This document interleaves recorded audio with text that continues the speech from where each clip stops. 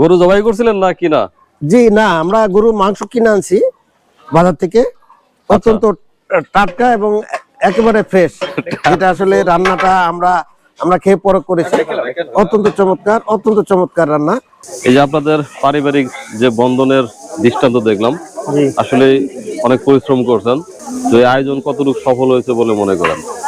আসসালামু আলাইকুম, আলহামদুলিল্লাহ আমরা সবাই যেভাবে অনুষ্ঠানটা করছি পুরো 100 সফল হয়েছি। আমাদের সব আত্মীয় স্বজন, গোষ্ঠীগীতি, ভাই ব্রাদার যেভাবে নিমন্ত্রণ করছি সবাই আসছে, সবাই আমরা হ্যাপি, সবাই সুন্দর খুশি হয়েছি। যেভাবে একসাথে খাইছি, কোনো ঝামেলা হয় নাই। আমরা বিগত ইনশাল্লাহ সামনে আরো প্রোগ্রাম রাখার চেষ্টা করবো। আচ্ছা, তো ভাই সবাই তো আমরা খাওয়া দাওয়া করি, আসলে আমাদের বাঙালি মানে হচ্ছে একটু ভোজন প্রিয়।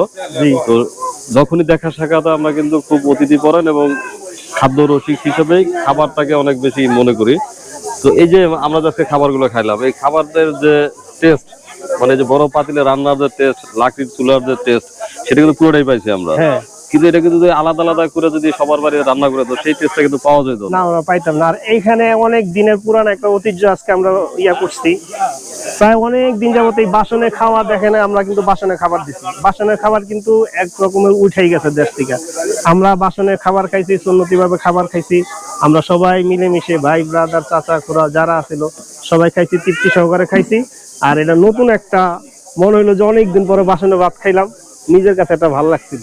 আর এরকম একটা অনুষ্ঠানে আসছি, এরকম একটা অনুষ্ঠান প্রোগ্রাম করতে পারছি, এই জন্য আল্লাহর কাছে খুব শুকরিয়া যে আল্লাহ আমাদেরকে নিজে সবসময় এরকম করে একটা প্রোগ্রাম করার সুযোগ করে দেয়।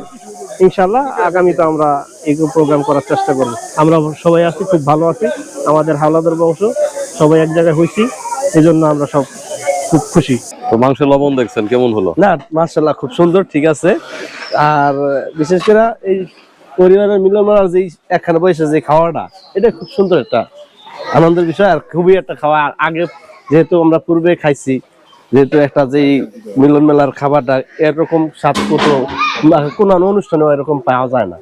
এই মিলন মেলা যে খাওয়ানো একটা সুন্দর টেস্ট, সেটা এখনো মনে হয় এই মিলন মেলার অনুষ্ঠানের রোজ খাইতেছি। আর ঈদ কেন্দ্রিক আমরা সবাই একসাথে হই, তো হয়তো আপনাদের পরিবারের অনেকে অনেক জায়গায় থাকে, আজকে এই সুবাদে সবার সঙ্গে দেখাও হবে, সেই জন্য আয়োজন। সবাই এখানে চাচারা বাতিজারা যে যেখান থেকে আছে দূর থেকে সবাই এখানে আইসা যেহেতু আমরা খাইতেছি, সবার সঙ্গে একটা পরিচিত হইতেছি। বছরে এখানে আসলাম, দেখা হইলো, পরিচিত হইলো, কিন্তু কেউ দেখা হয় না।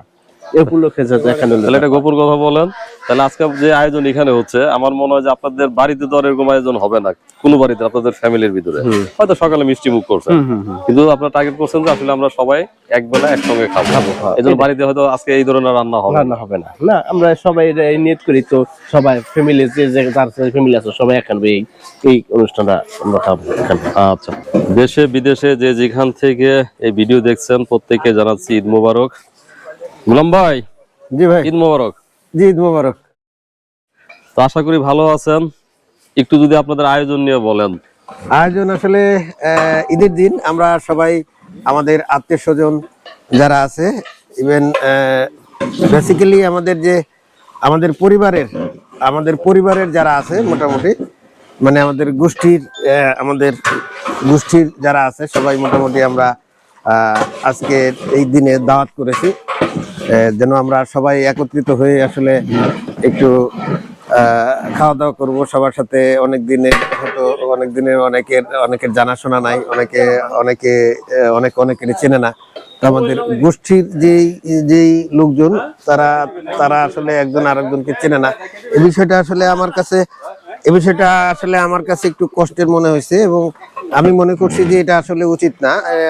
কারণ আমাদের যে সামাজিক যে আমাদের যে বন্ধন, আমাদের যে অতি আপনজন, এই আপনজন গুলো আসলে ধীরে ধীরে হারিয়ে যাচ্ছে।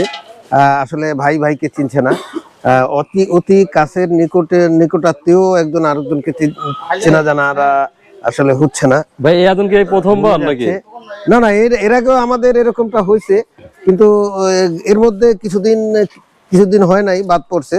যেরকমটা করোনার থেকে মূলত এরকমটা বাদ পড়ছিল, যে করোনার যে বিষয়টা ছিল, এরপরে থেকে মূলত আমরা আবারও এই ধারাবাহিকতা আসলে ফিরিয়ে আনার জন্য চেষ্টা করছি। কত মানুষ হবে বলে আশা করছেন? 3 থেকে 400 মানুষ হবে, কারণ বৈরী আবহাওয়া, তারপরেও আমরা আশাবাদী যে সবাই আসবে ইনশাল্লাহ।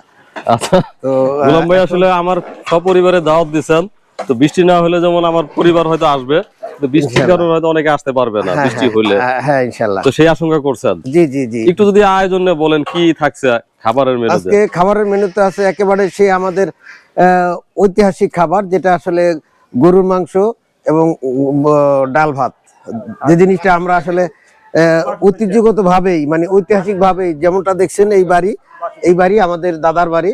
তো এই দাদার বাড়িতে আমাদের এই যে সামাজিক যে অনুষ্ঠানের যে ভুরি ভোজের বিষয়টা আজকে যেমনটা দেখলেন, তো এই বিষয়টা আসলে সবসময় আসলে আমরা ছোটবেলায়ও আমরা এরকম দেখছি, এরকম খাইছি, কিন্তু সেই ধারাবাহিকতায় সেই বাসনে করে আমরা ভাত খাইতাম একটা সময়। আচ্ছা, এবারে সেই মাংস দেখান। বাসনে করে ভাত খাইতাম, এই জন্য সেই বাসনের প্রচলন আবারও আমরা শুরু করতেছি, কারণ এইখানে এই বাড়িতে বসে বসে আমরা আজ থেকে 40 বছর আগে ধরেন আমরা এইভাবে এই বাসনে করে হাতে লবণ নিতাম আর এই হাতে খাইতাম, আর যার কাঁচামরিচ দরকার ছিল কাঁচামরিচ খাইতাম, পেঁয়াজ খাইতাম।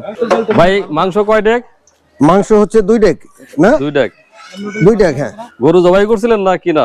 জি না, আমরা গরুর মাংস কিনে আনছি বাজার থেকে, অত্যন্ত টাটকা এবং একেবারে ফ্রেশ, যেটা আসলে রান্নাটা আমরা খেয়ে পরখ করেছি, অত্যন্ত চমৎকার রান্না। হ্যাঁ, এটার মধ্যে কোনো রকম অন্যরকম কোনো বাড়তি কোনো মশলা নাই, একেবারে অন্য কোনো ভেজাল নাই। আচ্ছা রাখেন। তেল পেঁয়াজ দিয়ে রান্না করা। আচ্ছা, ওই পাশেটাই কি? তো এটা হচ্ছে কি যেন ডাল, না এটা হচ্ছে পাতলা ডাল, যেমনটা দেখছেন একেবারে ধনিয়া পাতা ভরা, তেজপাতা, ধনিয়া পাতা একেবারে ফ্রেশ। হ্যাঁ, আমাদের এই রান্নাতে কোনো রকম কোনো প্রিজারভেটিভ বা কোনো রকম বাড়তি কোনো মশলা নাই, একেবারে ফ্রেশ।